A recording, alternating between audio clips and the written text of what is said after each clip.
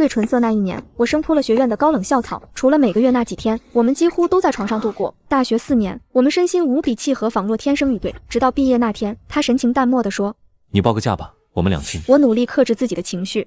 为什么？下一秒，男人冰冷的声音响起：“还有，如果可以，我希望你永远都不要出现在我的面前。”于是我心灰意冷，转身离开。分手后的第6年，我在拜佛时见到了29岁的自己。香火飘渺间，他特别郑重地告诫我：离江行舟远一点，一定要记住，千万不要忘记。时隔6年，听到前男友的名字，我只觉得陌生又遥远。还有一点荒谬，我与江行舟6年没见过，没说过话，还要怎么远离？我看着眼前虚无的灵魂，真是加班加疯了。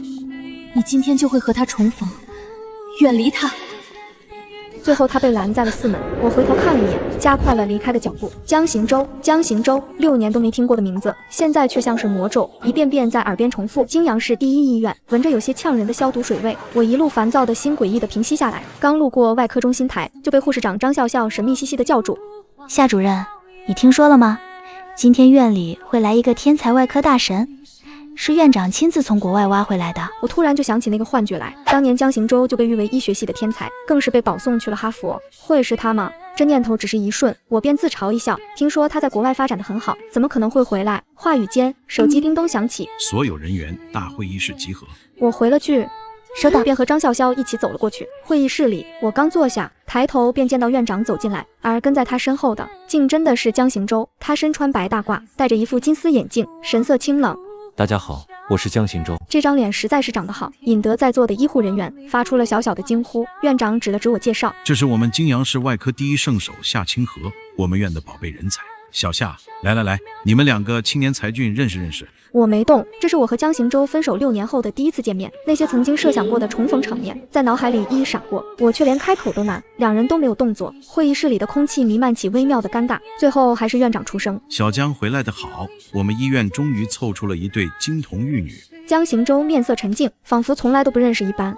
院长，别这么说，让我未婚妻听到不好交代。江行舟有未婚妻了，我大脑一片空白，连会议什么时候散的都没印象。一整天我都心不在焉。终于下班回家，我打开叮叮当当响了一天的微信，就看到沉寂已久的校友群，未读消息99家都在讨论江行舟。他在国外都已经做到了顾问医师级别，为什么这时候要回国？回来结婚呗，听说好像是他未婚妻先他一步回国，他这才追回来的。众人纷纷唏嘘，究竟是何方大神能摘下江行舟这只高岭之花？有人艾特我：夏清河，你当年不是跟他走得很近吗？你知不知道他未婚妻是什么人啊？我不知道，就像当年没人知道我跟江行舟在一起的事一样。我心里发闷，没有回复，将手机往沙发上一扔。此时门铃响起，我以为是网购的东西到了，打开门却是个跑腿。是夏小姐吗？这是江先生给您寄的包裹，麻烦签收一下。江先生，江行舟，我疑惑接过纸箱拆开，霎时愣在了原地，这里面竟然全都是当年恋爱时我送给江行舟的东西，亲手做的戒指，折的纸鹤，我们一起捏的泥塑。我抱着箱子的手都在抖，好一会儿才放下，拿起手机点开了江行舟的微信。我犹豫半刻，打了又删，删了又打，最终还是一片空白。江行舟回国第一件事便是把这些东西还给我，摆明是想彻底断干净，问又有什么意义？我自嘲地牵起唇角，想退出时却误发了个句号过去。我手忙脚乱想要撤回，屏幕里弹出一条提醒：江行舟开启了朋友验证，你还不是他朋友。江行舟把我删了，我怔怔看着，手脚冰凉，以为早就忘记的，就是又浮现脑海。大2时，江行舟收到了哈佛研究生保送通知，但因为我在泾阳，他不打算去。而江行舟家里答应让他留下来的条件，就是拿到那年泾阳外科大赛的冠军。当时带他的老师得知这件事后，找到了我。行舟是我最得意的学生，你因为这点小情小爱，把他束缚住，太自私了。之后，江行舟的父母、室友又都来找我，指责我也不想江行舟错过这么好的机会，所以就拜托负责大赛的学长撤回了他的参赛申请。得知真相的那天，江行舟来找我大吵了一架，那也是我和他最后一次见面。从回忆里回神，我垂眸看了纸箱很久，默默把纸盒盖上，收好。之后的日子里，我和江行舟的气氛更加僵硬，明明在同一科室，却形同陌路。这天我刚查完房出来，就看见护士台上摆满了下午茶，一定又是哪个病人送给夏主任的。一个护士说我医术好，常常有病人家属匿名送来下午茶，众人早习以为常。我像往常一样，让大家分着吃了。同事们纷纷上前去拿。这时有人发现一张纸条，拜托大家多多关照我家行舟，落款是苏婉晴。江主任，她是您未婚妻吗？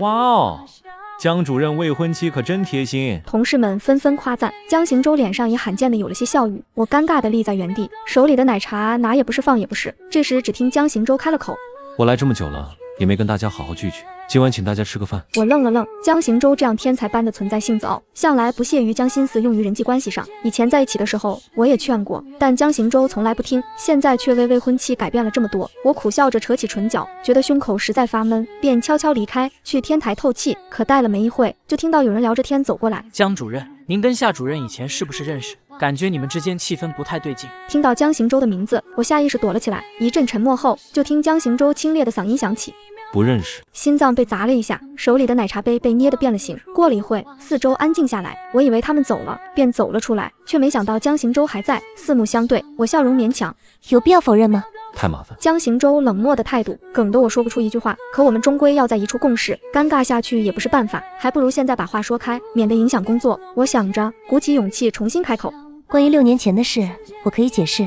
不用，我不感兴趣。江行舟的声音毫无温度，也将我好不容易积攒起来的勇气打得七零八落。我正在原地目送着江行舟转身离开，久久没有动作。这之后，两人之间的气氛变得更加尴尬。不影响工作的前提下，我更是有意的躲着江行舟。一晃到了下班，不值班的同事都跟着江行舟去吃饭了。我不想去，却被拉住。走吧，江主任请吃饭的地方可是玉溪庄园，预约制的私人食府，平常我们想去都难。我就这样被硬拽了过去。玉溪庄园，宽敞的包厢，装潢大气雅致。我隔着桌子坐在江行舟对面，抬头就能看到男人清俊的面容。重逢以来，我第一次能这样静静地看着他，不免有些失神。就在这时，一个身穿旗袍的年轻女人进了包厢，她径直走到江行舟身边站定，雪白的手搭上他的肩。各位都是行舟的同事吧？你们好，我是行舟的未婚妻苏婉晴，也是玉溪庄园的老板。看着二人亲密的姿态，我的心像是被人拧了一把，酸涩不已。我仓促地收回视线，多一眼都不敢再看。可周围人的话还是传进了耳朵。婉晴姐人不仅长得漂亮，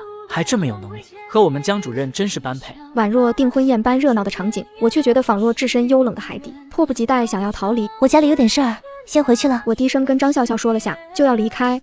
夏清河，听到有人喊我，下意识抬头，就对上苏婉晴的目光。我在脑海里搜寻了一个来回，也没找到和苏婉晴有关的记忆。刚想问我们认识，就有人先一步问出了口：苏小姐，你认识我们夏主任？我也疑惑地看着苏婉晴，就听到她说：当然认识了，毕竟她是行舟的前女友。我霎时僵在原地，众人探究的目光如针一般，密密麻麻扎在背上。夏主任，真的假的？你和江主任在一起过？我不知道该怎么回答，毕竟从江行舟回来后，就对从前的事闭口不提。见我一直不说话，同事只能向江行舟求证。江主任，这是真的吗？我也看向江行舟，垂在身侧的双手紧张地攥成拳。江行舟没看我，拉着苏婉晴在旁边坐下，才没有温度的启唇。都过去了。同事们都看出他不愿提及此事，也都纷纷打着哈哈一笑带过。苏婉晴也跟着他们聊起了别的，场子又重新热了起来。我孤零零站在一旁，站也不是，走也不是。还好张笑笑拉了拉我的衣袖，我才顺着力道坐了回去。这一顿饭吃的实在漫长，我食不知味的强撑到了散场。终于回到家，我将自己重重扔到沙发上，望着天花板。我脑海中闪过江行舟那双冷漠的眼，唇舌发苦。我慢慢坐起身，从沙发底拖出江行舟寄来的纸箱，一件件的翻看着。往事桩桩件件，历历在目。可这些铭记于心的东西，却在这6年的分离中逐渐褪色。江行舟温柔的模样也开始模糊。我捂着脸，泪水和微弱的呜咽声从指缝中流了出来，一夜难眠。第二天，我藏起了所有的脆弱、崩溃，继续工作生活。但从那晚聚餐过后，我总觉得同事们看自己的眼神有些奇怪。可每当我去问，他们就会一哄而散。直到这天，我站在女厕隔间里，将外面的闲言碎语听了个正着。我找人打听过了，据说夏清河从大学时就缠着江主任，江主任一直拒绝都没用，到现在还没放弃。可江主任现在都快结婚了，他这不是3吗？听着这些，我脑子轰然炸响。不知过了多久，外头的议论声终于停歇了下来，我这才从隔间走出，浑噩地回到办公室。我刚进去就被叫住：夏主任，这个病人的手术方案过了，手术时间也安排好了，不过你可能需要去找夏江主任，你们合作操刀，成功率会高很多。我只犹豫了一瞬，就转身走向江行舟的办公室。人命关天，不能因为我和他私下里的事情，影响甚至错过病人生的希望。我一路来到办公室门口，正想敲门时，就听到里面有交谈声。我这刚来你们医院，就听到小护士在议论你和夏清河，说他说的可难听了。这声音很熟悉，好像是江行舟的大学室友林生阳。我想着，就听见江行舟淡淡的嗯了一声，紧接着林生阳的声音又响起来：那你为什么不解释啊？再说当年的真相你不是早就知道了吗？我的心里像被投了一颗巨石，砸得胸口生疼。我原以为和江行舟之间是因为误会才闹僵到这种地步，没想到他竟然什么都知道。我看着眼前紧闭的门，抬起发麻的手，一把推开了门。办公室里2道目光齐刷刷落在我身上，我极力稳住情绪，和江行舟对视着。林生阳察觉到气氛诡异，干笑2声，找了个借口匆匆离开。砰，门一关，密闭的空间内只剩下2人，我捏着文件的手指都泛白。当年的事你早就知道了。江行舟却淡淡岔开话题，找我什么事儿？又是这样，对那些过闭口不言。以前我开解自己都是误会，江行舟什么都不知道，恨我不愿提很正常。可现在他明明什么都知道，我胸口急促起伏，直到手里文件夹尖锐的角戳破皮肤，才吃痛回神，垂眸藏起那些苦楚与茫然。我将手术方案摆到他面前，在开口时，声音已经冷静了下来。我有个手术需要你帮忙。江行舟翻开，长指在一处轻轻点了点。腹腔镜手术，你自己也能做？患者年事已高，还有其他基础疾病，加上你，成功率会更高。闻言，江行舟久久没说话，我惴惴难安，直到他点头。病历留下，手术时间让助手通知我。我这才松了口气。谢谢。转眼到了手术的日子，江行舟主刀，我作为一助进行配合。手术台上我们配合的极其默契，一直到术后清查，我抬眸看着身旁举着双手的江行舟，恍惚以为自己回到了大学时期。那时的实操课上，我们总是固定搭档，每有比赛一定是第一，而每次完成时，江行舟脸上都会如冰雪消融一般，朝我露出笑容来。但这次别说笑了，除了必要的交流，江行舟甚至没多看我一眼。清查无误，可以出去了。随着护士长的声音响起，江行舟率先转身走出去，我跟在他身后，视线粘在男人穿着手术衣的蓝色背影上很久，才出声谢谢。江行舟头也没回。不必，也不是为了你。我脚步一滞，手术成功的喜悦霎时退得一干二净。我其实很想问江行舟，有必要这样吗？但终究还是沉默。这天我正在值夜班，忽然接到急诊科的来电。夏主任，麻烦您过来一下，这有个患者情况很危急。我一边通过电话询问患者情况，脚下一刻也不停地跑了过去。可在到达急诊科后，我整个人都僵住了，躺在病床上昏迷不醒的，竟是我的父亲。这是我从医以来第一次面对自己的亲人，我狠狠抑制住浑身的颤抖，组织人员进行急救。3个小时后，父亲的情况终于暂时稳定了下来。病房里，我坐在病床前，看着脸色病白的父亲，始终不敢相信他怎么就会得了脑瘤。夏主任，这个肿瘤紧挨着额叶，周围又都是血管，手术难度很大。据我所知，全世界类似这样难度的手术，只有一项成功案例，操刀医生就是江主任。同事的话在耳畔一遍遍响着，突然我感觉到有一只大掌在轻轻抚摸我的头顶，回神就看到父亲已经睁眼。清河，别哭。我眼眶一下就红了。爸，都怪我，居然没注意到你。父亲轻轻摇了摇头。你忙，不怪你。我忍着眼眶里的泪，紧握着父亲的手。我一定会治好您的。等到天亮，我第一时间就来到了江行舟的办公室。江行舟，江行舟背包还没放下，一回头就看到我熬得通红的双眼。我把父亲的病历摆在他面前。国内外只有你有成功手术经验，拜托你救救我吧。我把姿态放得极低，满眼希冀地看着江行舟，可江行舟只是扫了眼，就沉声拒绝。这手术我不做。这一刻，全世界好像都安静了下来。我呆呆地看着江行舟，不敢相信自己的耳朵，可对上男人淡漠的眼，我像被刺到了般，无比清醒。为什么？我不明白，他明明不是见死不救的人，为什么会拒绝的这样果断？我想到了什么，连忙开口。我知道，因为6年前的事儿你讨厌我，可那是我爸，那是一条人命。江行舟，你救救他好不好？只要你救我爸，我可以辞职，我可以离开金阳，不碍你的眼，我求求你。我说了，我不接。江行舟蹙紧的眉心里全是不耐。你听不懂吗？我怔怔看着这个我放在心里6年都放不下的男人，声音沙哑。因为是我爸，所以你才不愿意接的吗？江行舟没有回答，也没否认。为什么啊？凭什么啊？江行舟，我到底哪儿对不起你？真相你不是都已经知道了吗？你到底还想我怎样？我一句接一句地问着，没有嘶喊，声音那么低哑，却藏不住其中的颤抖。江行舟眼底闪过抹什么，刚要开口，我却先开了口。江行舟，早知道会是今天这样，我们没在一起过该多好，只做个普通同学，那我是不是就不用被这段感情折磨6年？父亲也不会躺在病床上被拒绝救治。我眼里的后悔如针刺进江行舟的眼，他烦躁地摘下眼镜，按了按鼻梁。夏清河，你话还没说完，办公室的门就被人一把推开。夏主任，您快来，您父亲不行了。我脸色霎时惨白，转身就朝病房跑。爸，您千万不能有事，我就您一个亲人了，您不能扔下我，老天，我求求你了，保佑我爸一定要挺过来。我内心祈求着，可上天好像没听见，到时只看到父亲躺在病床上，无论同事们怎么用除颤仪试图唤醒他，旁边的机器上始终都是一条没有声息的直线。这一秒仿佛被无限拉长，恍惚中我看到同事放下除颤仪，用怜悯的眼神看着我。抢救无效，患者死亡。我不知道自己是怎么接下死亡通知的。拿到父亲的骨灰时，我整个人都是懵的，直到看到江行舟，他一身黑衣站在门口，看起来有话要说。我和他隔着不远不近的距离对视着，冷风吹来，我抱紧了父亲的骨灰盒，也像是终于认清了现实。我目不斜视从江行舟的身边擦肩而过。夏清河，听着江行舟的声音，我却没有停下。大兴寺里，我跪在蒲团上，看着僧人们为父亲做法事，香雾飘渺。这一刻，我好像突然懂了那些笃信鬼神的人，明知不可能，却仍想留有丝希望。直到法事结束，僧人退去，我仰头望着拈花一笑的佛陀。之前我就是在这里遇到的未来的自己。你在吗？我轻声问着。然而大殿中空空荡荡，灵魂没有出现，都走了，只剩下我一个。我佝偻了背脊，头扣在冰冷的青砖上，滚烫的泪砸了下来。我声嘶力竭，嚎啕大哭，仿佛是要把这辈子的眼泪都一次性流完。而大殿外，从殡仪馆一直跟来的江行舟就站在朱红的柱子后，沉默地看着我颤抖的身体。他眼中是重逢以来我从没见过的复杂。这时手机震动了声，江行舟垂眸看了眼，是苏婉晴发来的消息，伯母让我们回家吃饭。我说你有手术，推掉了。夏清河怎么样了？拒绝他父亲手术的原因，你跟他解释清楚了吗？江行舟没有回，按灭手机后又重新看向我，好一会儿才转身离去。不久后，我也慢慢平复了起来。我抹掉脸上的泪，正视着佛祖，内心似乎在挣扎些什么，但很快我眼神慢慢坚定了下来。随后起身离开了大兴寺。胆小也好，懦弱也罢，我不想在金阳待下去了。处理好父亲留下的房产，递交了辞职信后，我坐上了飞往美国的飞机。而另一边，金阳市第一医院，江行舟刚换完白大褂从更衣室出来，就看到保洁阿姨在拆夏清河办公室门上的名牌，她微微蹙眉，走上前，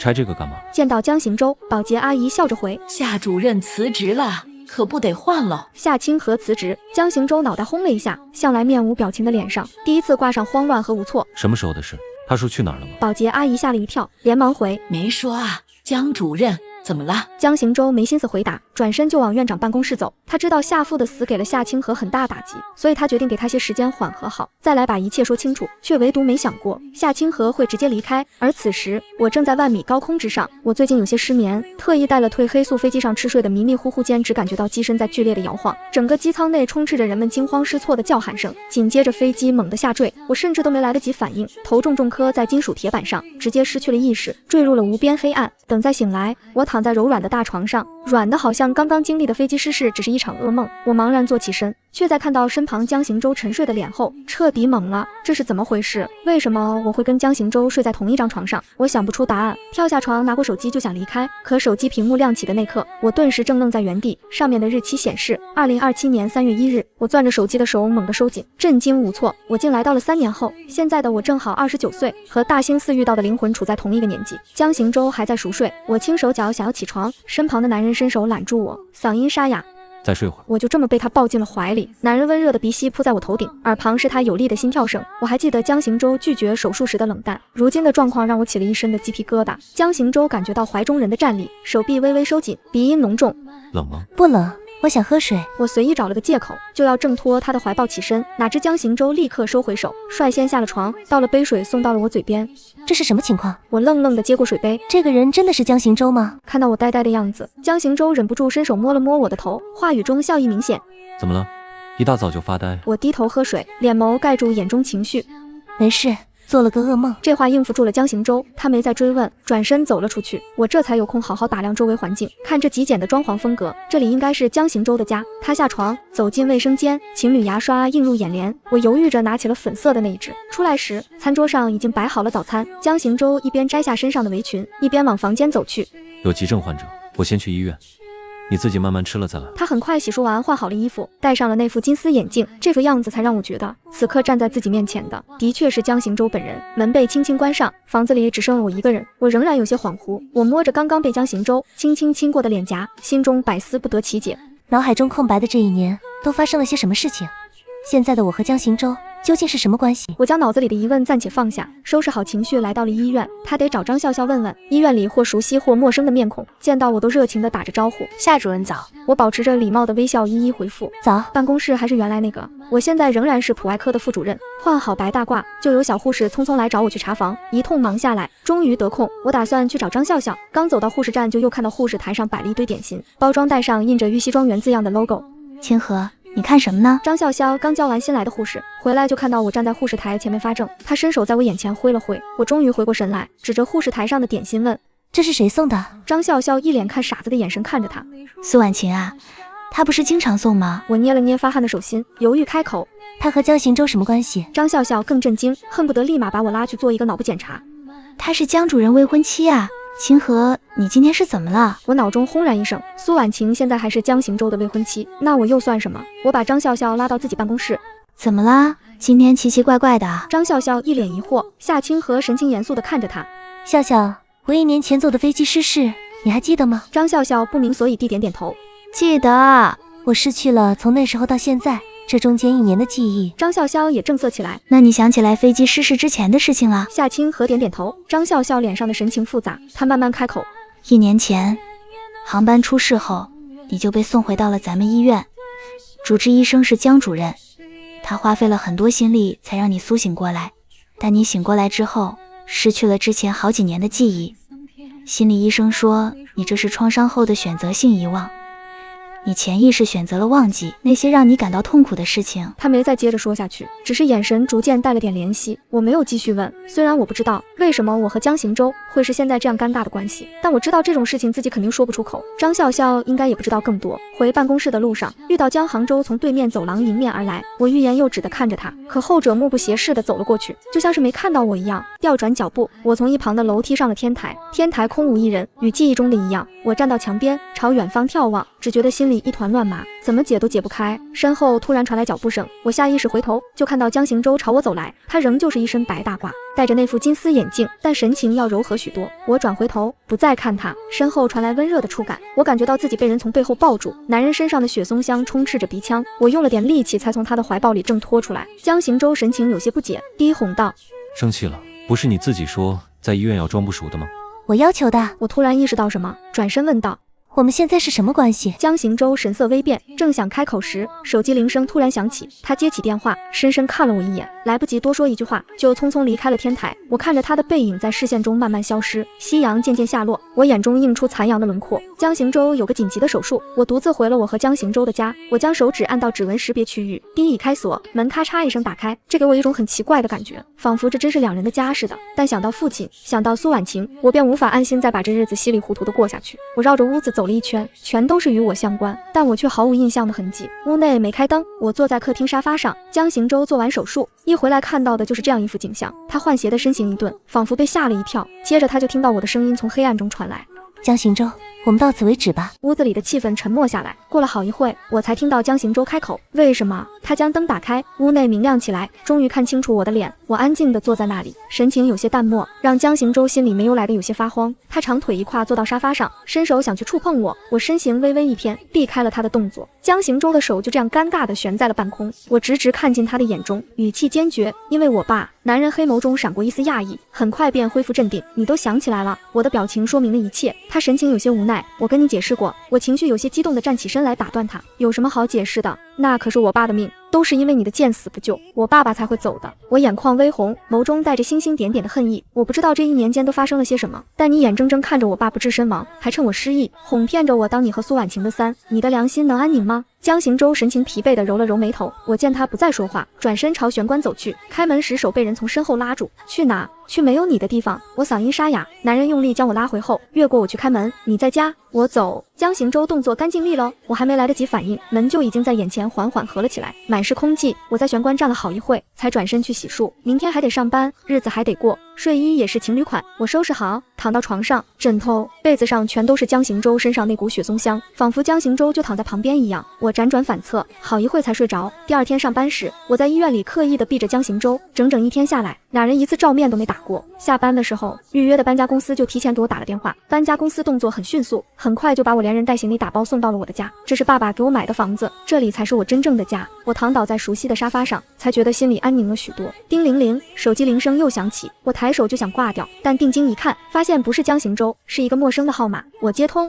手机那端传来一个中年女生：“夏小姐。”这声音很陌生，我确定自己不认识对方。你好，请问你是？我是苏婉晴的母亲，请你离开江行舟。那头的声音隐隐含着上位者的沉稳。对方语气不善，我蹙眉，语气也变得冷淡起来。你放心，我和江行舟已经没有关系了。说完也不管对方是什么反应，便径自挂断了电话。第二天一早，我收拾好下楼，准备去医院。一出门便看到一辆黑车停在面前，江行舟就站在车边等我。我深吸一口气，提步目不斜视地从他身边走过。来到医院，张笑笑告诉了我江行舟帮自己揽了些手术的事情。我去到院长办公室，表明自己现在身体没问题，可以正常接手术，不需要同事帮忙。院长听了也很高兴。泾阳第一医院本来就是泾阳最好的医院，每天都忙不过来，很快就给我安排了好几台手术。我一上午就连续做了2台。回到办公室的时候，我看到办公桌上摆了一份新鲜的午餐，旁边贴着一张便利贴，江行舟龙飞凤舞的字迹写着好好吃饭。我将手中便利贴捏成一团，连带着午餐一起扔进了垃圾桶。我才不吃江行舟给的东西，我打算去医院附近随便吃点。刚走到大门口，就听到有人叫我夏小姐。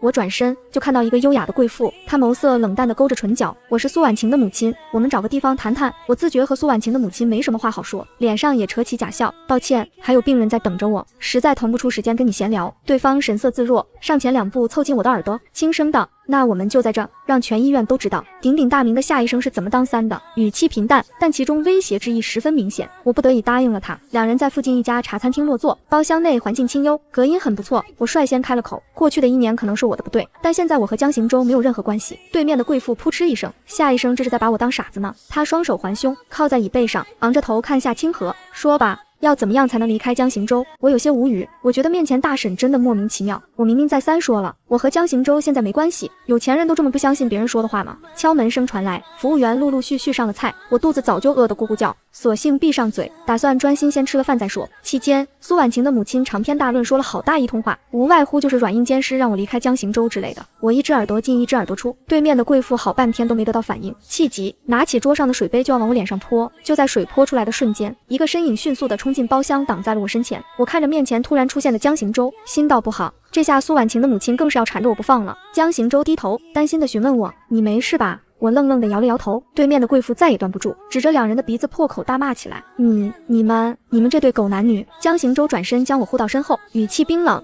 阿姨，我会给苏家一个解释。”说完便拉着我离开了餐厅。一出餐厅门，我便将江行舟的手甩开：“谢谢你帮我挡水，可要不是你，他也不会来泼我水。”我说完便毫不留恋地转身往医院走去，对他避之不及。江行舟看着我的背影，唇角勾起一丝苦笑。我一次头都没回。我知道江行舟一直在后面注视着自己，但我是真的再也不想再跟他扯上任何关系。今天临近下班，又接了几个急诊。我回到家时已经是深夜，打开灯就看见沙发上坐着一个黑色的身影。江行舟不声不响地在那坐着，把我吓了一跳。我惊魂未定地抚了抚胸口，眸中怒火闪烁：“江行舟，你这是擅闯民宅，你信不信我报警？”说着说着，我终于察觉到不对来，眼神变得狐疑戒备：“你是怎么进的我家？”江行舟终于有了动作，他缓缓起身，在我的目光中走进卧室。不一会出来时，手中拿着2个通红的小本子。我不可置信地看着眼前的红本本，上面有我和江行舟的照片。男人的声音在耳边响起：“清河，我们半年前就结婚了。”不可能！我下意识反驳：“我怎么可能跟你结婚？”我反复翻看2张证件，过了很久才接受这个事实。我重新开口：“找个日子，我们把婚离了。”不可能！这下轮到了江行舟反驳，他浓眉紧凝，眸子被一层薄雾覆盖。我被他这副倔样气笑：“你名义上的未婚妻可是苏婉晴，她那点心每天跟不要钱似的往医院送，但你私底下却跟我结了婚，你不觉得这件事情很可笑吗？”我眼神凛冽：“你这么做，把我们2个都当成了什么？我和苏婉晴不是你想象的那种关系。”江行舟蹙眉，我轻喝了一声：“什么叫我想象？全医院上下都知道你们俩的关系。”我顿了顿，深呼吸一口气，忽然觉得话题重点有些被带偏，这都不是最重要的。你自己心里也清楚，我们俩之间最大的隔阂是什么？一想到父亲，我就无法再面对江行舟。我不再看他，转身向卧室走去。从浴室出来，江行舟已经离开。那之后过了几天，我就在医院见到了苏婉晴。这日，她刚从手术室出来，推门便看到一个窈窕的身影。苏婉晴正坐在我办公室的沙发上。我有一瞬间的怔愣，就听到苏婉晴的声音响起：“我们聊聊。”我瞬间竖起了浑身的戒备。我想苏婉晴和她母亲一样，应该是来找我麻烦的。但很快我就觉得自己预判错了。苏婉晴不慌不忙道：“我知道你跟江行舟结婚的事情，我和江行舟之间仅仅只是有私交的朋友而已。家里长辈非要撮合我们2个，你不用在意。”我狐疑地看着他，既然没有感情，那医院每天的点心是怎么回事？苏婉晴无奈地笑了笑：“那都是我母亲安排的。”江行舟说：“你根本不听他说话，非要我跑一趟过来解释。现在话也说清楚了，公司还有事，我先走了。”我坐在原地，看着苏婉晴款款离开的背影，有些出神。微信提示音响起，我拿起手机，看到医院工作群内江行舟发了一条信息：“所有人，各位同事，我和夏清河已经领证，到时候办酒席请大家来喝酒。工作群霎时炸了锅，下面跟着一连串的回复，有心存疑问但不明说的，恭喜江主任和夏主任喜结连理，也有直接问出来的。我一直以为江主任的未婚妻是玉溪庄园的老板呢，江主任这是怎么回事啊？江行舟的回复很快，我们家和苏家是世交，不好意思没及时解释，让大家产生了误会。疑惑有了答案，接下来的信息就成了千篇一律的祝贺之语。很快就有人艾特我，甚至有些人直接私信我。我头疼的揉了揉额头，一条条开始回复，好一会才敷衍回复完毕。我点开江行舟的聊天框，犹豫半瞬打下这周休假，一起去趟大兴寺。对面的回复很快弹出，只有简短的一个字：好。休息日，我和江行舟一起来到了大兴寺，熟悉的檀香味萦绕在鼻端，让我觉得心中是久违的安宁。我先是双手合十朝佛像拜了3拜，而后我睁眼看向灵魂曾经出现过的方向，那里空空荡荡。我仍然记得灵魂是如何告诫自己要远离江行舟的。恍若隔世，江行舟不明所以的看着我，不知道我望着一块空地做什么。过了一会，我收回视线，转身朝殿外走去。殿外有一棵大槐树，树上挂满了红绸，红绸上写的都是人们的愿望。我搭梯子想爬上去，江行舟阻止了我的动作。他蹙眉，要找什么？我去，我轻声道，一条写了我们2个名字的红绸。江行舟身形一顿，爬上去找了一阵，最后从高处的树枝上解下一条来。他将红绸递到我手中，我垂眸看着眼前有些褪色的红绸，脸上浮现回忆之色。这是你出国那年我来大兴寺挂的。江行舟将视线移到我手中，看见红绸上写着江行舟和夏清河一辈子在一起。他心中狠狠一震，这些事情他竟然从来都不知道。我从回忆中抽离，抬头轻轻笑了笑，仿佛在笑当年的年少轻狂。我拿着红绸朝一个方向走着，江行舟跟着我在香炉前站定。我回头看着他，当年我就是在这里给我爸爸做的超度仪式。我语气平静，却让江行舟的心猛地一沉。随即他就看到我把手中写着2个人名字的红绸扔进了香炉，香炉内有尚未燃尽的火苗，瞬间便将红绸引燃，上面的祈愿被一字字烧了个干净。江行舟的手还徒劳地伸着，我已经回身，他眸色淡淡，无情宣告：江行舟，我们回不去了。江行舟站在原地，身影显得有些萧瑟，他看着我越走越远，直到从视线消失。香炉中的红绸已经燃烧殆尽，像是在宣告着某些事情的结束。接下来的日子，在医院，我也不再故意避开江行舟，只是表情总是冷漠。江行舟每天都是那副冷淡的样子，所以同事们并没有察觉到什么异样，只是隐隐在猜测2人是不是吵架了。我没想到江行舟有一天会来找自己，我垂眸看着桌上的方案，恍惚觉得回到了1年前。不过这次2人之间的角色调转了过来，江行舟来找我帮忙做手术，病人是他的父亲。这台手术需要2个经验丰富的外科医生联手进行。我抬眼看他，当年你拒绝了救我父亲，凭什么觉得现在我会不计前嫌来救你的父亲？江行舟黑眸凝视着我，语气没有犹疑，我相信你的专业态度。他顿了顿，想解释些什么。当年我是有原因的。我伸手拿起桌上的方案翻看，不甚在乎地打断他。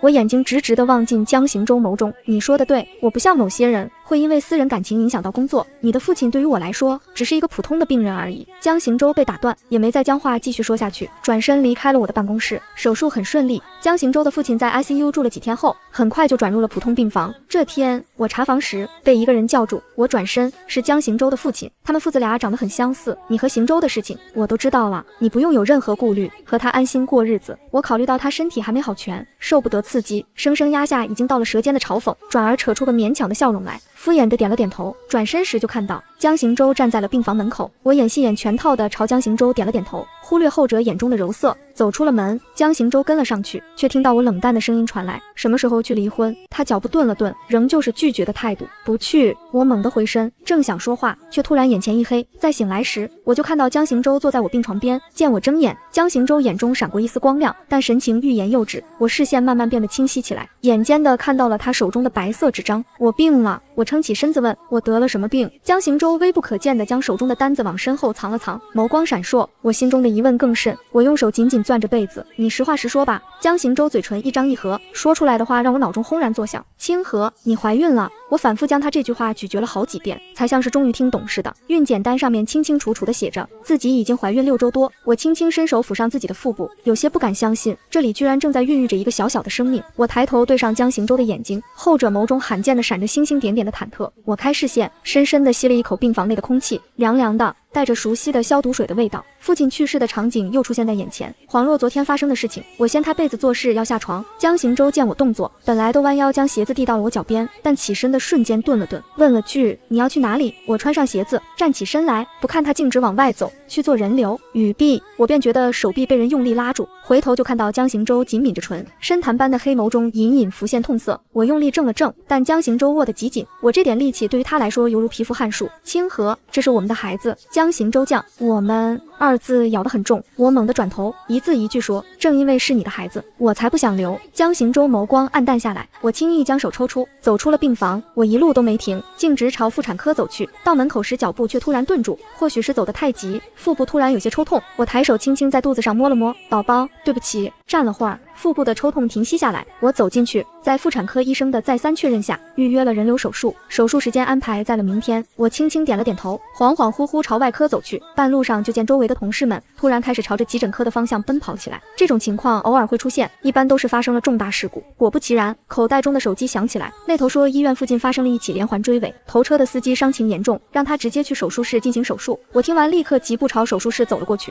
在门口时遇到江行舟，他挡在手术室门前。我来，我仰头看他，我可以看江行舟没有要让开的意思。我黑眸定定地望进他的眼睛，患者没时间等我们在这里耽误时间，请你尊重我的专业性。说完我就绕过江行舟进了门。手术室内一切都已经准备完毕，各岗位医生护士也已经就位。我一到达便穿上手术服，有条不紊地开始了手术。患者伤情比我预想中的还要严重，血管破裂，溅了我一脸。我眯了眯眼睛，同事见状立刻上前帮他擦拭，很惊险，但好在顺利结束，所有人都松了口气。我紧绷的神经终于短暂地放松下来。我回到办公室，靠在椅子上闭目养神，还没休息多久，急促的敲门声就响了起来。张笑笑等不及，直接开门走进来。清河，你刚刚手术的那个车祸司机患有 HIV。我眼前一黑，我记得刚刚患者的血溅到了我的眼睛里。张笑笑把手中的阻断药递给他，神情焦急。清河，你快把阻断药吃了。我接过，仰头吞下。院长的信息很快发了过来，让我先回家休息几天。我换好衣服走到医院门口，正准备打车，江行舟的车就在我面前停下，车窗降落，他转头看我，我送你。我的确已经累得不行，没有再拒绝，拉开车门坐了上去。江行舟打开播放器，舒缓的钢琴曲在车厢内流淌，不知不觉我便逐渐放松，缓缓沉入了梦乡。我只整个人都被强大的引力吸入了一片黑暗里。在亮起来的时候，我发现自己回到了从小长大的那个家里，爸爸正坐在对面，神色温柔地看着我。母亲走得早，父亲又当爹又当妈，一手把我拉扯长大。我终于有能力孝敬他的时候，他却离开的那么突然。我鼻尖突然间酸涩起来，小心翼翼地上前，想要去触碰这个世上自己最亲的人，手心空空，摸不到，对面的人好像只是一个影子。我急得眼泪都掉了下来。父亲急忙开口，像小时候那样哄我，清河别哭，哭了就不漂亮了。这哄小孩的语气逗得我忍不住扑哧一笑。爸爸不是说清河是最漂亮的吗？父亲包容地笑着点头，他伸手指了指我的肚子，我的小外孙，清河不喜欢吗？我像个做错事的小孩一样低下头，喜欢，但这是江行舟的孩子。我眼眶红红，语气哽咽，要不是他不愿意给您做手术，你也不至于走得那么匆忙。父亲的声音在耳边响起，爸爸只是希望我的宝贝女儿不要做让自己后悔的决定。江行舟在我家楼下停车，转头就看到我眉心皱成一团，他伸手想帮我抚平眉间的皱褶，手刚碰到我的脸，我就睁开了眼。我眼中闪烁着迷惘和隐隐约约的泪光。江行舟轻咳一声，将手收回。我调整座椅，坐起身来。孩子的事情没有商量的余地了吗？男人的声音响起。我想起梦中父亲的脸，手紧紧捂着小腹，轻嗯了声，没有。江行舟颓丧地收回视线，从后座拿出一袋药，声音沙哑。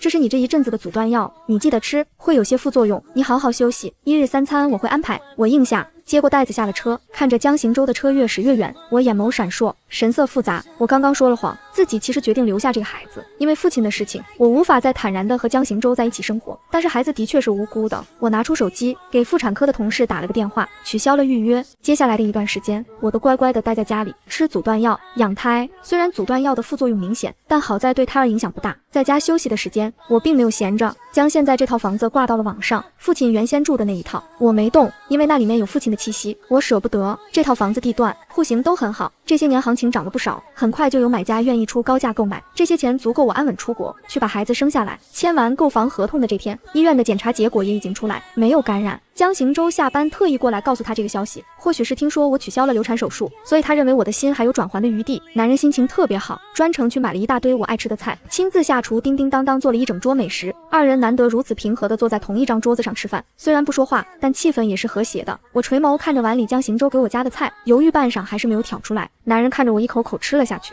嘴角不自觉上扬成一个轻快的弧度。晚餐吃完，江行舟熟练地将厨房收拾完，又泡了杯热牛奶放在我面前，才转身离开。我手里拿着一本书，半个小时一页都没翻动，直到江行舟换好鞋站在玄关门口对我说我走了，我才抬眼深深看向他，张了张唇，好。咔嚓，关门声响起，我收回视线，转头看向窗外，天色阴阴沉沉的，一股子风雨欲来的架势。2天后，我将房子钥匙交给下一任房东，最后深深地看了一眼这承载着许多欢笑和眼泪的房子。上飞机之前，我特意去了趟医院，到了妇产科拜托同事，同事面色有些为难，但最后还是抿抿唇点头。好，如果他问起，我就这么回答。我再三道谢，随即离开。普外科人人都知道，江主任最近的心情不错，那张冰山脸仿佛有了融化的迹象，纷纷都在猜测江主任这是和夏主任和好了。江行舟最近的确心情很好，因为我这几天对他和颜悦色的，再也没提过不要孩子的事情。这是今天最后一台手术，他盘算着待会下班要去买些什么菜回家做给我吃。我肚子里有宝宝，营养一定得跟上。每当想起这世上即将诞生一个小生命，这个小生命又是由他和我的血脉凝结而成，他都会忍不住嘴角上扬。经过护士台时，听到有小护士在讨论，今天我在妇产科看到夏主任了。另一个瘦瘦的小护士不在意的回答，夏主任不是怀孕了吗？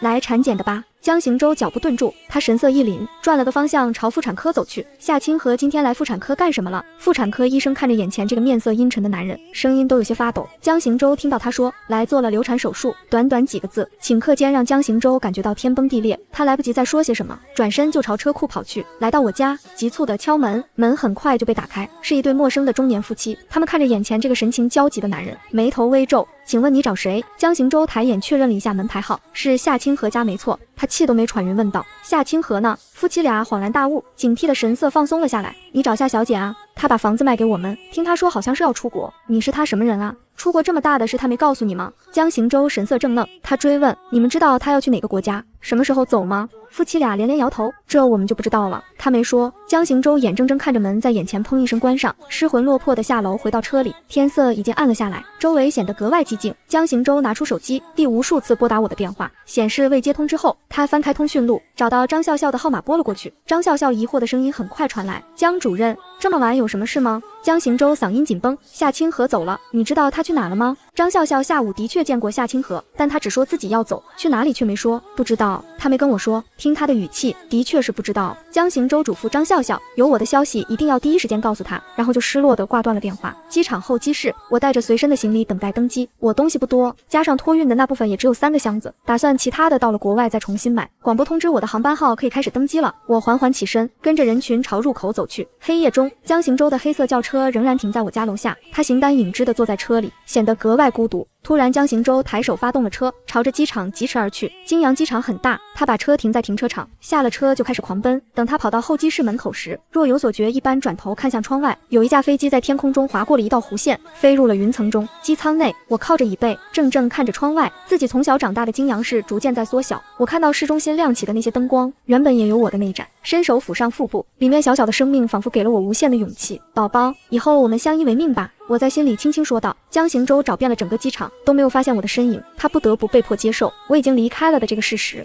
回到车上时，江行舟整个人都有些恍惚。我1年前航班失事后，浑身是血被送到医院时的场景还历历在目。虽然知道这种事情的几率很低，他还是忍不住把心都提到了嗓子眼。江行舟开着车，伸手打开了车载收音机，关注着今天的航班动态。垂眼时，对面突然逆行冲过来一辆大卡车，江行舟的车来不及避让，砰一声巨响，是黑色轿车与大卡车的撞击声。而此时，飞机上的我突然惊醒，感觉自己的肚子在微微抽痛，想着或许是骤然变化的气压，让宝宝有些不舒服。我抬手轻轻抚摸腹部，试图给里面的小宝宝一些安慰。江行舟的抢救手术结束时，我正好落地新西兰，这里风景好，气候好，适合生活。我在新西兰乡村租了一间小屋子，房东太太一家十分友善，看我一个人大着肚子，时常会照顾着点。我生产时最痛苦的时候，眼前莫名出现了江行舟的脸。同一时间的江行舟正在做着复健，车祸给他的左腿留下了一些后遗症。医院的同事们看到他消瘦的背影，总是忍不住摇头叹气，就连张笑笑都起了恻隐之心。他想联系我，告诉我江行舟的事情，但电话拨出去却无法接通。我换掉了所有联系方式。5年后，我带着4岁半的夏于安小朋友落地金阳时，江行舟的车在金阳机机场停下。江行舟穿着黑色风衣进了机场，他这次是作为访问学者出国交流。其实他并不喜欢这种社交活动，但是心中总是隐隐期待着，如果能遇到我就好了，就算只有1/1000的可能，他也不想错过。一个熟悉的身影出现在眼前，让江行舟心跳突然滞了半拍。他反应迅速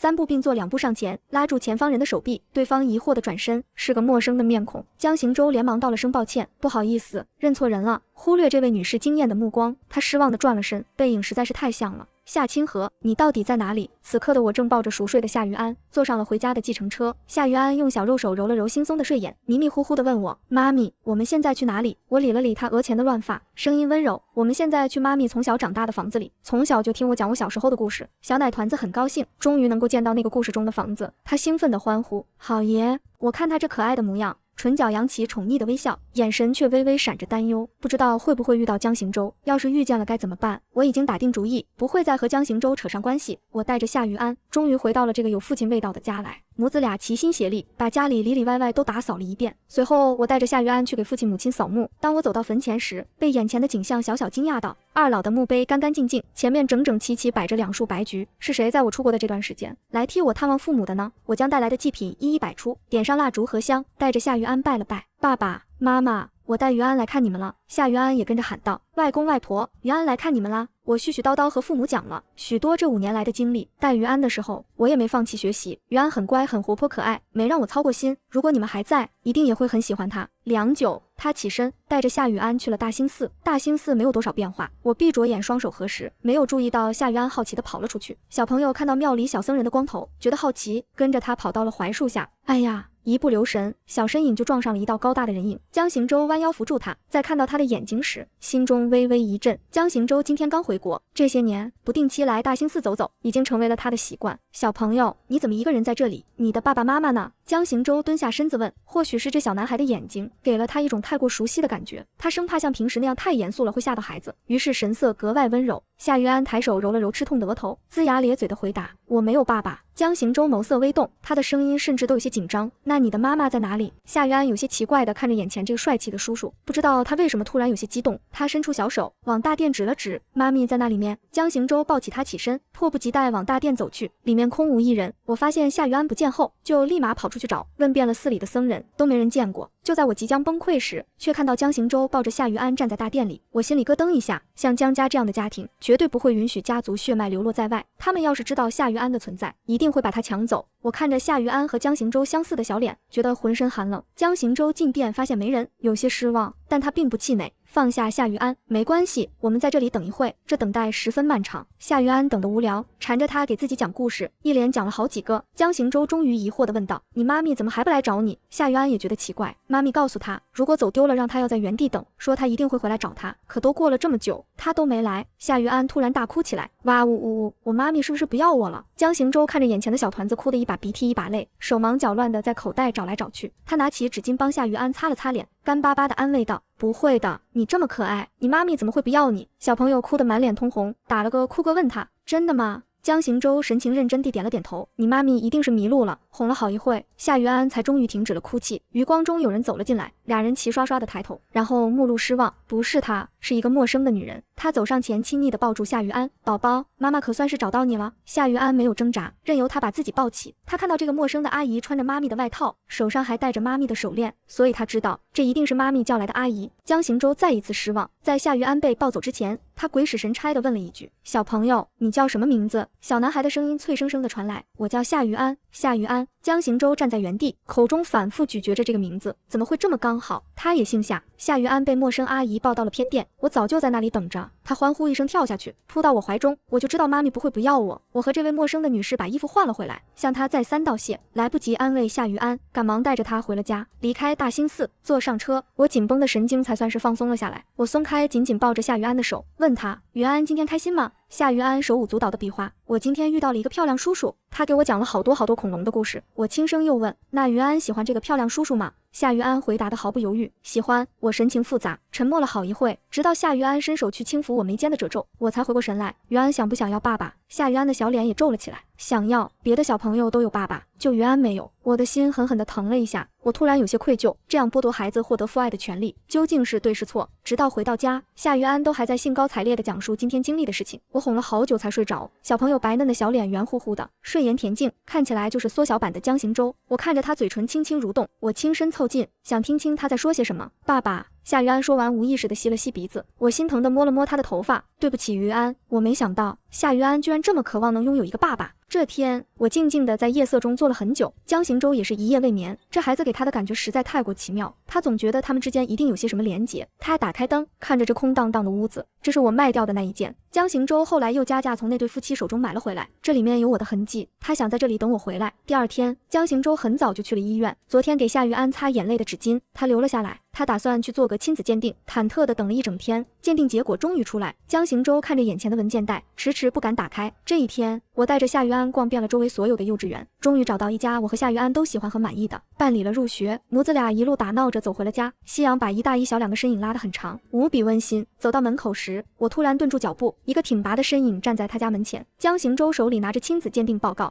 他背着光，神色晦暗不明，语气深沉清和。于安是我们的孩子。我猛地将夏于安藏到身后，戒备地看着江行舟，你想干什么？别想把于安从我身边抢走。江行舟蹲下身子，朝着夏于安笑起来。于安过来，我是爸爸。夏于安被我激动的神情吓了一跳，他有些犹豫地看了看我，然后对着江行舟缓缓摇了摇头。我看到了夏于安小心翼翼的神色，心中一酸，调整了表情也蹲下来。于安，妈咪说话太大声，是不是吓到你了？妈咪没有生气。我看了眼江行舟，他没有骗你，他的确是你的爸爸。你如果想过去，那你就过去，妈咪尊重你的选择。夏于安紧紧搂住我的脖子，连连摇头，我不要，我不想离开妈咪。江行舟出声说道，于安，爸爸不会把你和妈咪分开的。夏于安抬起朦胧的泪眼，真的吗？江行舟赶紧点头，但夏于安还是没放下搂着我的手，生怕一松开就会被带走似的。我的情绪也冷静了下来，站起身对江行舟说，你今天先回去吧，于安还需要一些时间才能接受你。我没把话说死，但江行舟还是不放心的确认，你这次回来不会再走了吧？我含糊的嗯了一声，短期内不会走，但是如果你想把于安从我身边抢走，哪怕只是一丝一毫的念头，我都会马上带着于安一起离开。江行舟眸色深深，他嗓音沙哑，你放心，只要你别走。说完他便转身上车离开了。我低头看了看夏于安，小男孩晶亮的黑眸中写满了依依不舍。第二天一早，一通兵荒马乱后，我终于把夏于安送到了幼稚园，随后便赶往和张笑笑约好的甜品店。店门口的风铃响起，我还没回头就听到张笑笑的声音，老友相见，光是这几年各自的经历都能说上一天一夜。话题不知怎么的又被张笑笑绕回到江行舟身上来，他神情认真，还有个事情我没跟你说过，其实当年你走的时候，江主任追到了机场。我垂眸戳着盘子里的蛋糕，漫不经心地回答，是吗？张笑笑重重点头，声音都严肃了起来。他追你的路上出了车祸，差点命都没保住，腿上的后遗症也是这几年坚持复健才好的差不多的。我手中的动作瞬间顿住，猛地抬头看向张笑笑，心突然好像被什么抓了抓，难受的说不出话来。我低头吃了一口蛋糕，掩饰眸中情绪，甜腻的味道在我舌尖蔓延开来，余味却有点苦涩。我和江行舟中间隔了父亲的命，这辈子都不可能在一起了。街上突然聚集了一堆人，还听到有人在喊，赶紧打120。正悠闲吃甜品的二人默契的对视一眼，然后双双冲了出去，麻烦让一让，我是护士，我是医生。二人高喊着，奋力挤入人群包围圈。我立马对倒在地上的男士进行了急救处理，救护车很快就到达，我跟着上了车。我也没想到5年后第一次回到泾阳第一医院，是以这种跪坐在担架床上的姿势，担架床被推到急诊室，对接的医生是个熟悉的面孔，我记得他，唐慕田。5年前他还是个实习医生。我正打算离开，转身的瞬间却被唐慕田从身后拉住，他眼神中带着一丝恳求，夏主任，我们急诊科的梁主任前些日子刚退休，这台手术没人能做，你能不能留下来帮帮忙？我脚步一顿，问一旁的护士，江行舟呢？护士很快回答，江医生从上午就进了手术室，现在还没下来，人命关天。我没再犹豫，立马给院长打了个电话，讲明情况，申请流程。院长那边答应的很快。再走出手术室，已经是黄昏时刻，我一眼就看到了江行舟挺拔的背影。我顿了顿，然后调转脚步，打算避开江行舟，从另一条路离开。转身又看到院长迎面而来，院长见到我笑眯眯的，小夏啊，急诊科的主任退休了，院里暂时还没找到合适的人选接替这个位置，要不你在国内这段日子先帮我顶一顶。江行舟黑眸紧盯着我，生怕错过他的丝毫反应。院长的头上已经有了白发，我犹豫半晌，最终还是点了点头，好。得到我肯定的回答，江行舟终于松了口气，院长也很高兴地拍了拍我的肩，然后和我确认了来医院报到的时间，便转身离开了。江行舟走到我身边，又问于安呢？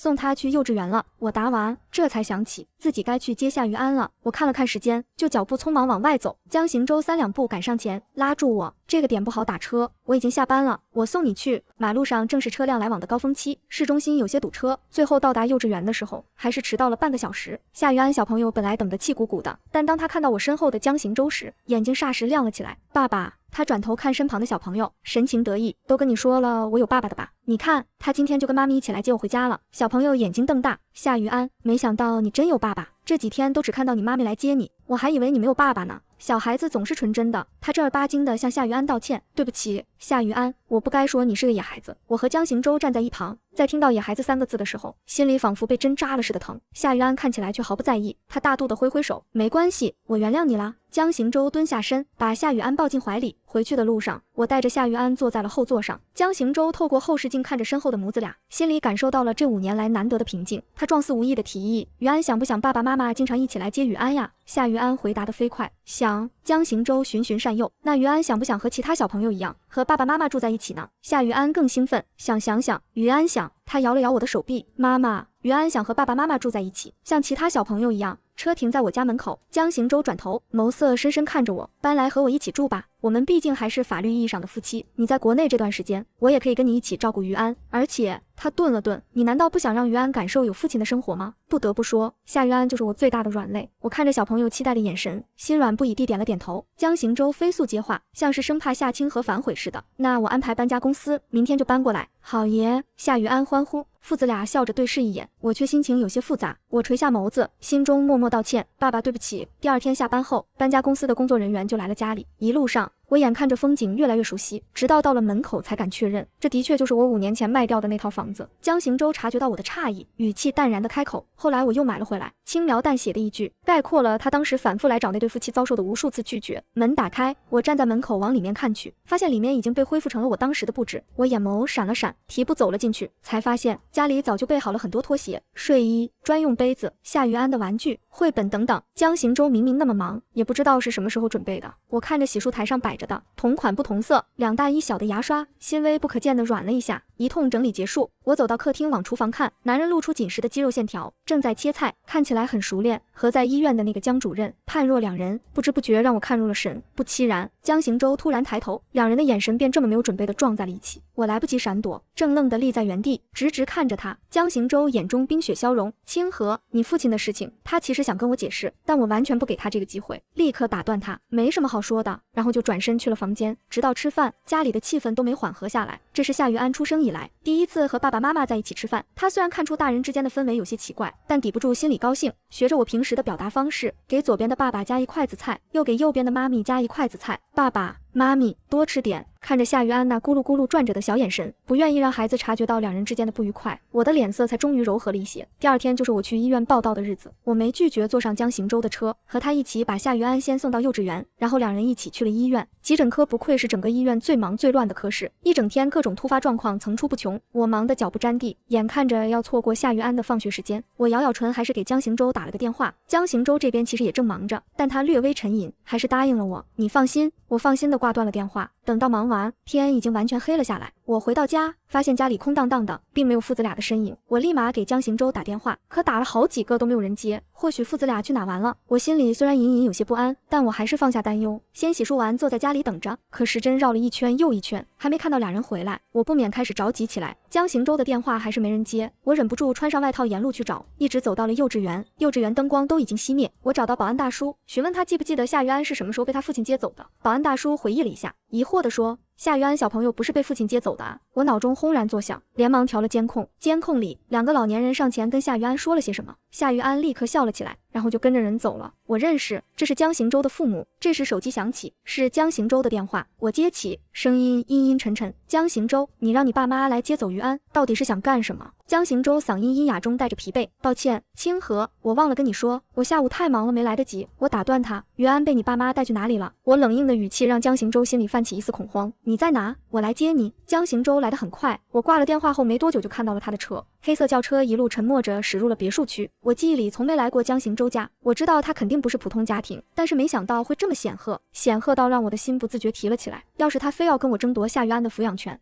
那我能有几分胜算呢？下了车站到门前，我突然有些忐忑，门从里面被人打开，我还没进门就听到里面传来的夏于安的笑声，我连忙走进去，夏于安正坐在江行舟父亲的怀里玩，一眼就发现了我。妈咪，我接住了冲过来的夏于安，紧紧抱着他，像抱着失而复得的宝贝一般。察觉到了我的难过，夏于安小大人似的拍了拍我的肩膀，妈咪不要哭，爷爷奶奶家可好玩了。于安很开心，我声音有些哽咽，下次要记得给妈咪打电话，不然妈咪会很担心你。夏于安重重地点了点头，我站起身，牵着夏于安，又竖起了浑身尖刺。于安是我儿子。江行舟的父亲叹息着开口，清河啊，你别多想。行舟说你们俩都在忙，没人去接于安，我们两个老的有空，正好也想见见孙子才去接的于安。他转脸责备江行舟，这么重要的事怎么没告诉清河吗？这番说辞不知是真是假，但我终究是收敛起了浑身的刺，是我太冲了，谢谢叔叔阿姨。回去的时候，我陪着夏于安坐在了后座上，夏于安明显玩累了，躺在儿童座椅里面睡得乖巧。江行舟却了眼后视镜里我的神色，今天是我的失误，你别担心，以后不会再发生这样的事情。我仍在气头上，偏过头看着窗外没有理他。过了好一会，我突然开口，江行舟，我们把离婚手续办了吧，孩子归我。不可能，江行舟的回答很快，我仍然偏头看着车窗外，是离婚不可能，还是孩子归我不可能？江行舟的声音很干脆，我不会跟你离婚的。我疲惫地靠在座椅靠背上，闻言嗤笑一声，你不觉得我们俩现在这个状况，还不如不在一起吗？回答我的是长久的沉默。我回过头来，看到江行舟嘴唇紧抿着。到家后，夏于安就醒了过来，洗完澡，吵着闹着说什么都要爸爸妈妈一起陪他睡。我和江行舟只好一左一右躺在他身边。我今天情绪大起大落，累极了，不知不觉就闭上了眼。第二天醒来时，我就发现自己和江行舟躺在了一张床上，而且还抱在了一起。夏于安醒得最早，正趴在床边偷笑呢。我立马将男人一把推开，瞪了夏于安一眼，然后起了床。早晨这一遭，搞得我一早上都有些魂不守舍的，鼻尖仿佛始终萦绕着江行舟身上那股雪松香。唐慕田用手在我眼前晃了好几下，我才回过神来。怎么了？唐慕田神秘兮兮地凑到我耳边，听说今天医院来了个美女，好像是江主任在国外读书时老师的女儿。我心里一滞，但表面看起来还是云淡风轻的样子。那又怎么样？唐慕田一脸恨铁不成钢的样子。夏主任，你丈夫这么优秀，关键还英俊，你就一点都不担心他会被别人抢走吗？我往办公室走去，能轻易被别人抢走，那说明本来就不属于我。唐慕田听了我这话，深以为是的点了点头，但他很快又反应过来，上前拽住我的手，差点给你绕进去。走走走，我们去看看他们在聊什么。我就这样被拽到了江行舟的办公室门口，果然听到里面有一男一女的交谈声，女生提到了一个急性病症的名称，让我心里一凛，不自觉竖起了耳朵。父亲就是得的这个病，我知道你因为没能救我爸，这么多年一直心存愧疚，但我们全家都不怪你。这种病手术过程极为复杂，成功率不到1%，我们都能理解。江行舟低沉的声音响起，我曾经操刀过好几个这类手术，最后居然没能救自己的老师，话语中是隐忍的沉痛之意。我妻子的父亲也是死于这个疾病，但我居然因为怯懦，连手术台都不敢上。女生安慰道，你当时拜托我请的专家已经到了泾阳，但是没想到老人家没能撑到他赶到，你尽力了。我没想到江行舟居然是因为这样的原因拒绝手术，我都不知道自己是怎么回的办公室。我想起前些日子江行舟想解释，却被自己打断的表情，突然之间不知道该如何去面对他。桌上的手机震了2下，我回神，拿起来查看，是夏雨安幼稚园家校群的消息。下周5是幼稚园的亲子活动日，请各位家长早上来园，和孩子们一起参加哦。鬼使神差的，我将群内通知截图发给了江行舟。雨安幼稚园的亲子活动，你一起去吗？江行舟几乎是秒回，好。很快就到了亲子日，一家3口换上了夏于安强烈要求的亲子装。第一场游戏是2人3组，需要爸爸妈妈把一只脚绑在一起，穿越重重障碍之后，去解救对面的小朋友，最快抱着小朋友返回起点的家庭获胜。比赛的哨声吹响，各个家庭纷纷从起点出发。江行舟腿长，配合着我的步子，走得略显局促。夏于安蹲在对面的凳子上，拼命地为我们呐喊着：爸爸妈咪加油！眼看着就要被身边的家庭超过，我不免有些慌张起来，暗自加快了脚步。俩人的步调变得不一致，很快便摔作了一团。江行舟把我紧紧护在怀中，我猛猛的一抬头，就吻到了江行舟的下巴。操场短暂的安静了一瞬，顷刻间又突然喧哗起来，小朋友们一个个全都从凳子上跳下来，跑到2人身边去好奇的观看。俩人脚被绑在了一起，我想挣脱都没法挣脱，只好尴尬的把脑袋埋在江行舟的怀中。大奖最后还是被其他家庭拿走。夏于安虽然有些失落，但是也没像别的孩子那样大吵大闹。江行舟为了安慰他，决定带他去商场买一只。商场里，夏于安坐在购物车里，江行舟推着车，我走在一旁看着，恍惚觉得这样的日子好像其实也不错。在父子俩的打打闹闹中，结束了今天的购物。回到家，仍然是江行舟做饭，灯火缱绻，岁月安稳。我偷偷看着，险些沉溺其中。妈咪，你在偷看爸爸吗？夏于安见我好半天一动没动，好奇地跑到他身边问。江行舟应声抬头，我有种被抓包的窘迫感。没有，妈咪看看饭做好没？走走走，妈咪陪你去玩积木。说着就轻轻推着夏于安往房里去了。江行舟看着我局促的背影，嘴角不自觉轻轻上扬。等夏于安睡着，我自己也洗漱好，换上家居服，走到客厅，就看到江行舟独自站在阳台上。我索性倒了2杯牛奶，走上前递给江行舟1杯，二人安静地站了一会儿。我喝了一口牛奶，突然开口：“我们找个时间把婚礼办了吧。”话说出口，好半天没听到身旁人的回应，我忍不住回头去看他脸上的表情，哪知道刚一转头就被男人吻住，这是2人之间久违的一个奶香味的吻。第二天在江行舟怀中醒来时，我仍觉得有些恍惚，像是做梦一般。我和江行舟之间分分合合绕了这么多年的弯，最后还是走到了一起。江行舟的父母知道2人要办婚礼的事情，特别高兴，翻遍了黄历，最终把婚礼的日期定在了1个月后。当年领证的事情我没有记忆，对于我来说，这才是我第一次正式出嫁。我叫上江行舟，打算一起去墓园，也告诉自己的父母这件事情。江行舟开着车，熟练地开到了一家花店，他让母子俩在车上等着，自己下了车。他出来时，手上那2束白菊，我看着觉得十分眼熟。直到一家人到达墓园，江行舟分别把2束白菊献到墓碑前时，我这才恍然想起来，自己之前在这里看到的白菊包装上就是这样的 logo。我眼神微微动容地看着正在擦拭墓碑的江行舟。这几年你一共来了几次？江行舟动作没停，语气轻描淡写。逢年过节、清明，还有你生日那天，我都会过来。自己也是医生，我知道江行舟平时有多忙，但即便是那么忙，这5年他都至少10几20次，连自己这个亲生女儿都难以做到。我感动的一时说不出话来，沉默半晌，最后也才干巴巴憋出一句：“谢谢你，江行舟。”江行舟打扫完墓碑，回身笑容温柔。女婿来给岳父岳母扫墓，这本来就是天经地义的事情。他跪在夏清河父亲墓碑前，磕了3个头：“对不起爸。”墓碑上的父亲容颜被定格，还是我记忆中最意气风发的样子。他和母亲一起静静地立在那里，慈爱地看着眼前这幸福的一家3口。穿上婚纱的那一刻，我仍然有种如坠梦中的不真实感。夏于安穿着小礼服，领口打着一个大大的蝴蝶结，牵着我的手走在花路上。江行舟一转身，就看到了这幅让他终身难忘的画面。他爱的人和他们爱情的结晶正缓缓朝他走来。医院特许给2人放了婚假。我和江行舟第一站就是去的大兴寺。我指着当年遇到灵魂的地方，告诉了江行舟这件事情。江行舟听完愧疚地看着我，以后我们不管遇到什么事情都坦诚相对，一起解决。我笑眼弯弯，好，听你的。2人最后重新往槐树上挂了一条红绸，上面写江行舟和夏清河，岁岁年年。